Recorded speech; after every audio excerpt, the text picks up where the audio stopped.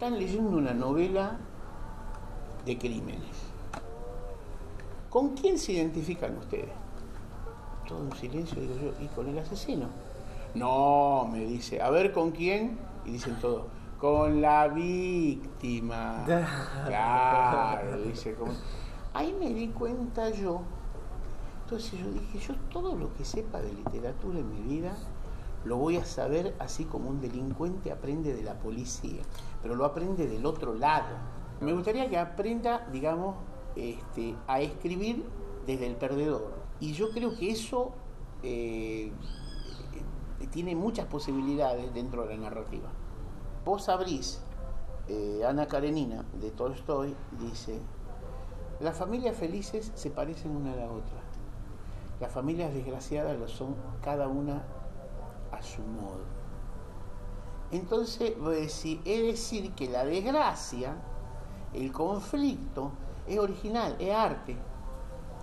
En cambio, el triunfo es una mierda superficial, es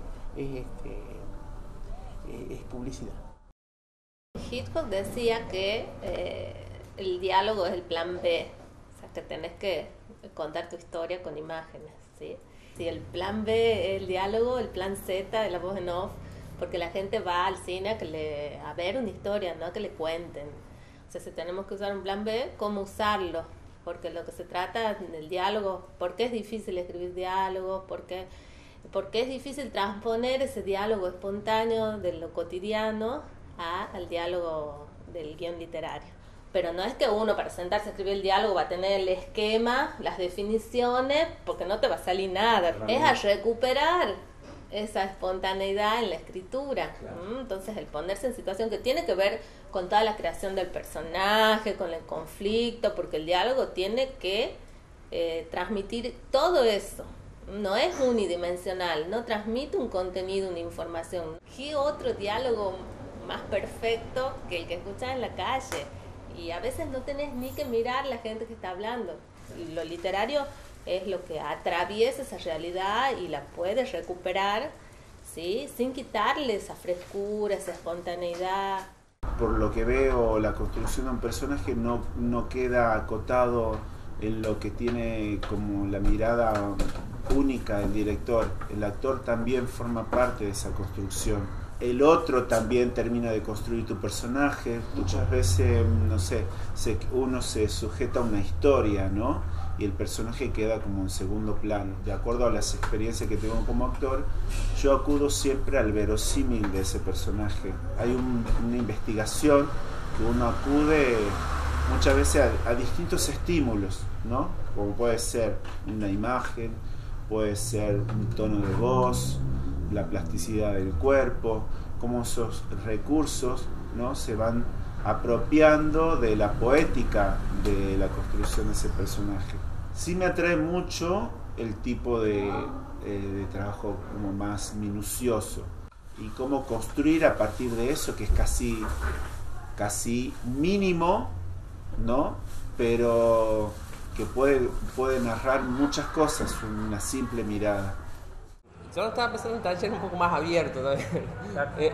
Como decir que transpones, digamos, no solamente un cuento, sino también algo que ves, digamos, algo que te pasó o algo que tuviste justo la oportunidad de ver. O sea, ver una pareja peleando, digamos, es como algo que a veces no estás ahí, tenés la oportunidad de estar, o una conversación de un ómnibus, digamos, es algo que vos estás ahí. Entonces, bueno, ¿cómo transpones eso ahí? Eso es como ese privilegio de estar ahí, ves como la fuerza que tiene eso. Y también en qué estructura sentís que eso se marcaría, cuál sería la mejor forma, entonces, de a partir de eso, de llevar eso al mejor puerto posible. Cuando hablabas también de esa cuestión de cómo el guión pasa por procesos, digamos, que se llenan de vida, y por otras cabezas, y por otras personas, que después forma parte de otros procesos, de otras cabezas, entonces termina siendo medio un mapa, y también una forma en la cual vos podés ayudar, digamos, a enmarcar a cada uno de los procesos que sigue, digamos.